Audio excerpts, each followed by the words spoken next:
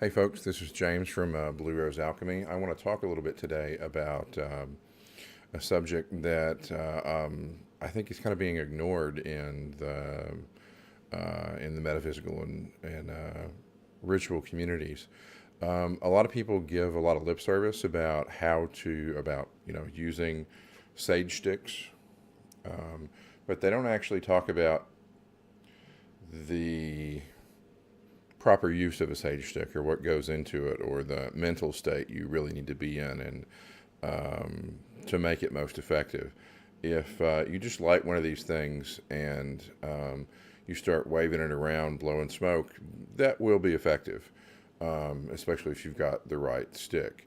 Um, but it's much, much, much more effective if you're in the right mental frame of mind and you've got the right meditation or mental visualization or prayer or whatever you want to call it rolling. So I want to share with you guys the same visualization or mental prayer that I use when I work with these things, and what we train our clients and the people we work with on.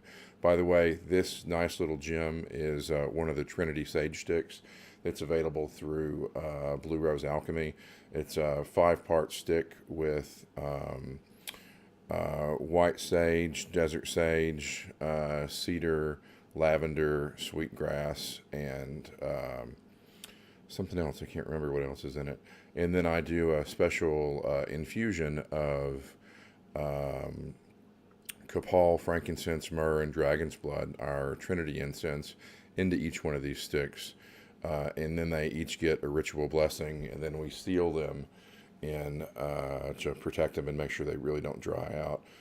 We seal them in these little packages. So if you get one of these or you've been referred to this video, this is actually what you're going to get. It's got a really nice little stamp seal on it.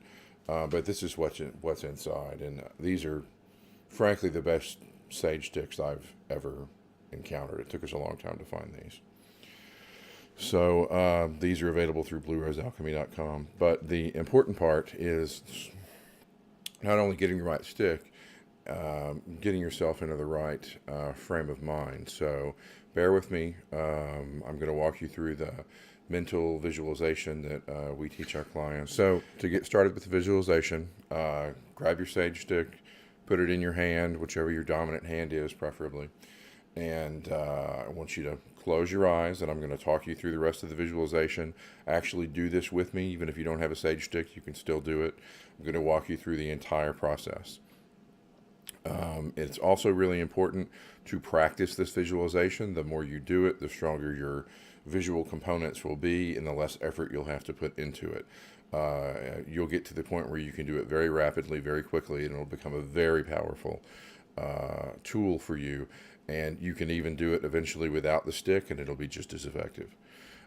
So close your eyes and just follow along with my instructions. So close your eyes, take one or two really deep, slow, cleansing breaths. Just breathe in and then breathe out. And just let everything, all the chatter, all the background noise that's going on with you in your daily life, just kind of let it fade out and just concentrate on your breathing. This is to sort of help you get recentered and refocused. So take a couple of more breaths, breathe in, breathe out. Before you start the visualization, there's an important programming, and I'll go back and edit this in. Before you start the visualization, tell yourself and echo this in your mind as you close your mind right after you take the breaths. Use the words, "Make me a clear and perfect channel for the light," and visualize that with intent. Visualize yourself becoming a clear and perfect channel for the light. You want to make sure you throw in that "for the light" and not a clear and perfect channel for anything that's running itself around your house. Those seem to be very powerful watchwords, and they've served me and my clients very well over the years. Then I want you to, with your eyes closed, imagine yourself as imagine your viewpoint as a third person. Take your mental image of yourself and sort of back off to the third person so that you're looking at yourself and you can see yourself and see what's going on.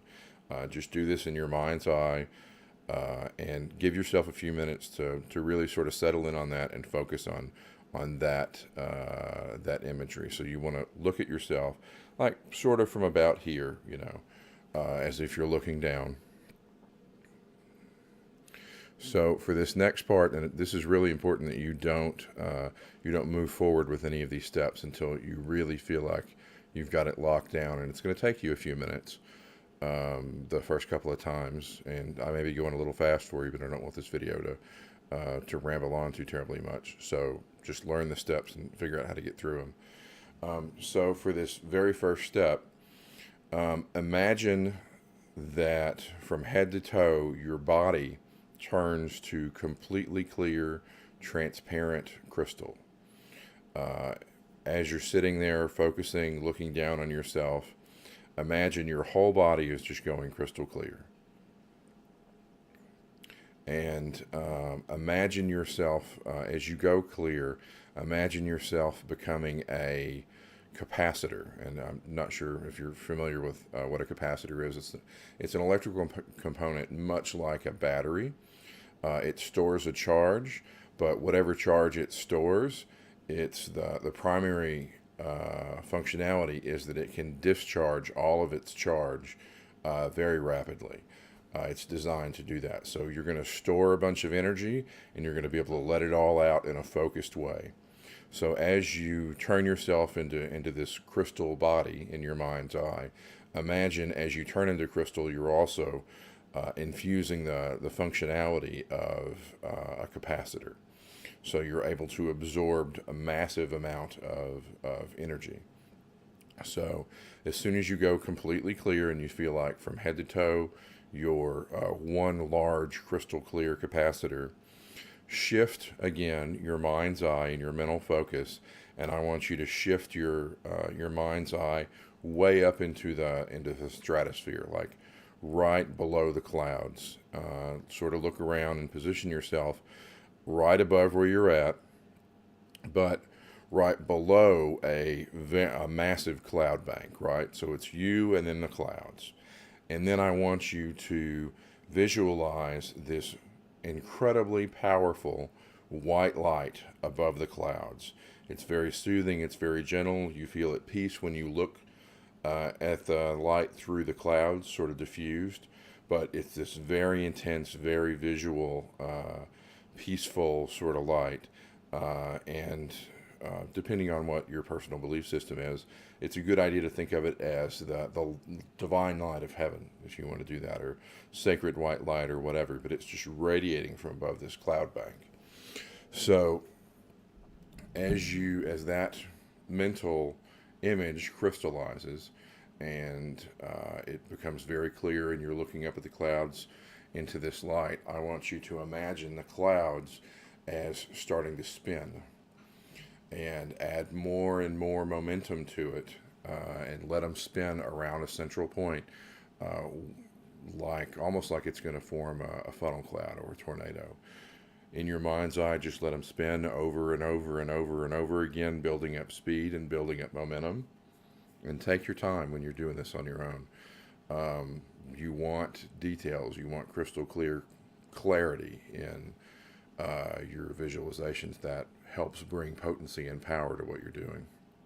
So once they start spinning, when you feel like the spin has reached critical mass, I want you to imagine the center of that spin opening up like a portal, and that intense white light cascading down with this incredible amount of velocity and momentum. And imagine it shooting straight down through the stratosphere. As you're seeing it in your head, add some cool sound effects, whatever makes it really dramatic for you. So this white intense light is coming down with all this velocity. Imagine it coming down through the air, through the atmosphere, and it's focusing down directly on you in the top of your head. So imagine this stuff, this white light, cascading into you and completely filling you up. You are now this white light capacitor, this white light battery, and hold that visualization of it crashing into you and charging you until you absolutely, positively feel that you cannot hold anymore, that you're just about to sort of burst at the seams with the energy of this light. And let it keep cascading down into you until you feel that sensation of you're just full to the brim and you can't take any more energy. So when that happens, you've got a couple of choices. You can, if you have a non-charged sage stick, you can then dump that energy into one of these, which is pretty much what I do, along with a couple of other things, programming into this. So you can charge your own sage sticks or charge your own ritual devices, whatever. Dump that energy into these with the intent that it stays there. This is important. And visualize this with the intent that that energy stays there until it's needed, right? And then it'll all discharge. Otherwise, at this point, you've got all this energy built up. You can, what I generally do is I'll light the sage stick at that point, and I'll channel that divine energy through me into the stick and imagine it being infused in the smoke that's coming out of the stick. And I'll maintain that visualization throughout the entire cleansing ritual, throughout, the whole house blessing or whatever you're doing. It takes a little focus. It's a little mentally draining. You'll feel, well, it really kind of depends. I sort of feel a little drained afterwards because of the amount of focus and intent that I put into it, but a lot of people feel really invigorated afterwards. The next day, if this is a really intense situation, the next day I'll feel a little worn out, almost like I had a little too much to drink. You'll definitely feel it the next day. So you go through the whole cleansing ritual, and generally if you're doing a house, I'll start in the central living area, and we'll blow that smoke. And here's another thing I'm a big fan of. If you're really doing it, if you have a serious problem and you're really doing a serious house blessing, not just maintenance, but you're trying to get something out of your house, I will really make the smoke roll out of this thing. I'll tell clients, light it up like a doobie at a Bob Marley concert. So get the end of this thing literally on fire, let it burn for a couple of seconds. I'll use a little propane torch, and then blow it out, and the whole thing will be embers at the end. And then you just blow across it, and that'll stoke the embers, and smoke will just pour out the top of it.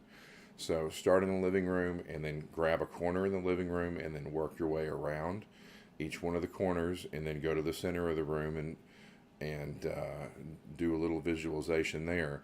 And visualize as this smoke touches everything, visualize it releasing and driving out all of the negative energy, or it depends on what your intent is for the ritual. But if you have something in your house, you're trying to push it out, you're trying to get some relief, imagine as the smoke touches every part of that room and everything in that room and every part of your house, imagine that entity's influence and grip releasing.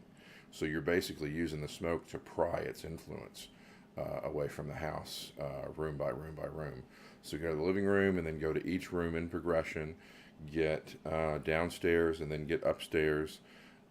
Make sure you get your attic, any crawl spaces. Open your closet doors and do blow into each one of your closet doors. They love hiding in closets, that sort of stuff.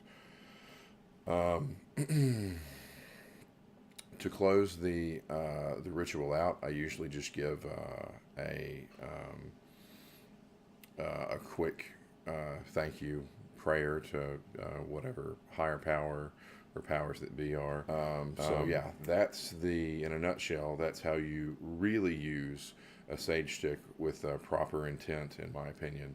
There are many visualizations you can use that are different from this, that are just as powerful, but using a sage stick without a visualization is much less potent than using it with a good visualization. So feel free to use mine. Feel free to share it and teach others. That's what we're here for. So thanks.